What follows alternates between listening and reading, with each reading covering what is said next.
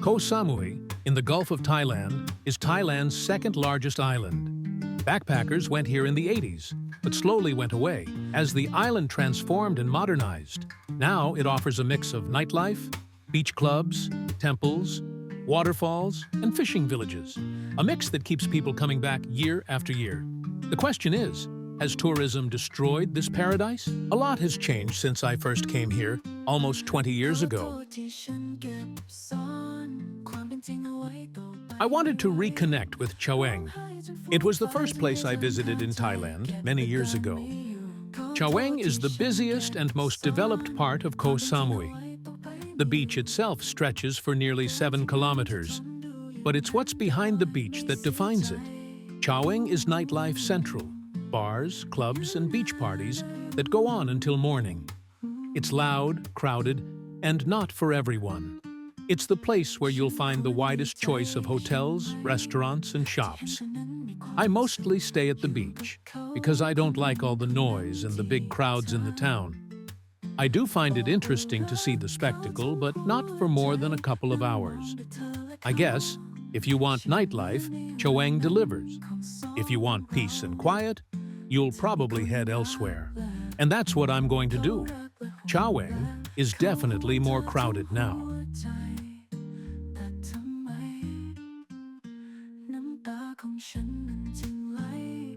South of Chaweng is Lamai, Koh Samui's second-largest resort town. The beach here is wide and less crowded, with space to relax, but still plenty going on. I haven't been here much, but I like it better than Chaweng. Lamai has its share of nightlife too, though it's more laid back compared to Chaweng. Families often choose it for the balance. Enough restaurants and shops, but a calmer feel. It's also close to some of the island's landmarks, like the famous Hin Ta and Hin Yai rocks. If you want a mix of relaxation with some activity, Lamai is often the sweet spot. Bophut, on the north coast, has a different feel. Its beach is calm, but the real draw is Fisherman's Village.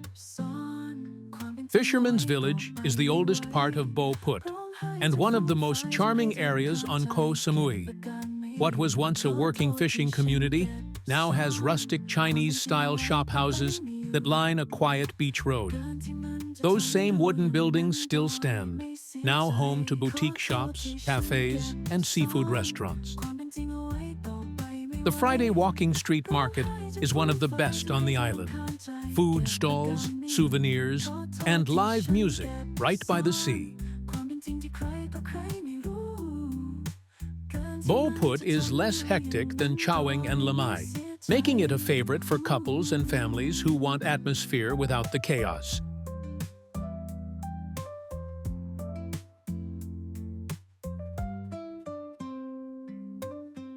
Worth knowing is that Bophut sits on the north coast of the island, while Chaweng and Lamai face east. That means you won't catch sunsets here.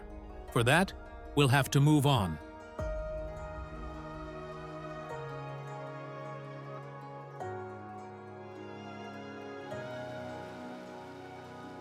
Just west of Bophut is Manjam Beach, known for being quieter and more affordable.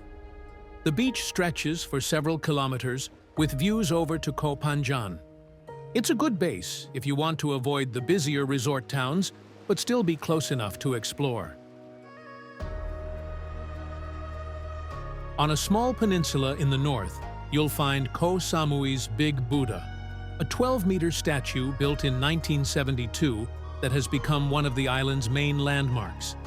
Nearby is a colorful temple complex with Chinese and Thai Buddhist influences. Both are free to visit. Just don't forget to take off your shoes.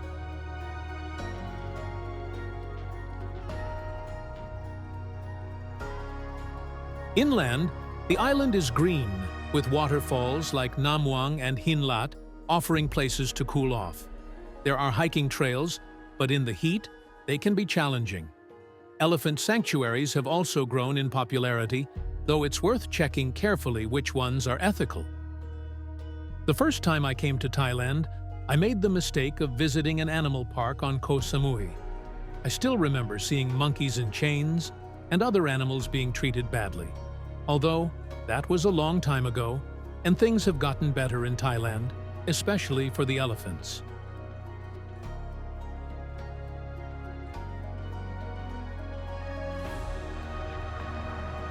West of Samui lies Ang Thong National Marine Park, a protected group of 42 islands rising out of the sea.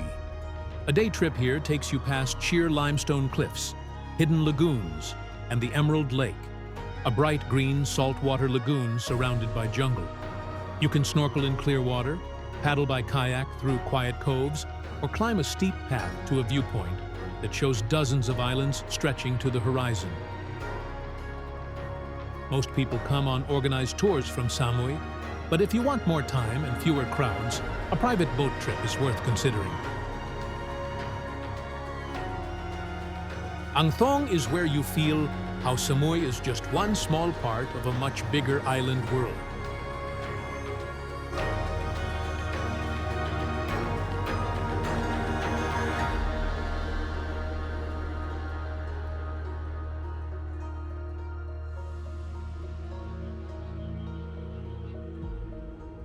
Koh Samui has smaller beaches worth knowing. Coral Cove, tucked between Chaweng and Lamai, is a small bay with clear water and rocks framing the sand. Silver Beach, sometimes called Crystal Beach, sits nearby and has the same calm feel. Up in the north, Chaweng Mon has soft sand, resorts, and easy access from the airport. But just around the headland is Hanuman Bay, which feels like a hidden extension of Chaweng Mon. It's one of those places I almost don't want to share because it still feels quiet and removed. You can get there by a narrow road down to the water, and once you arrive, it's just you, the sand, and the sound of the waves. Koh Samui has its own airport, with flights mainly from Bangkok, Phuket, and a few international routes.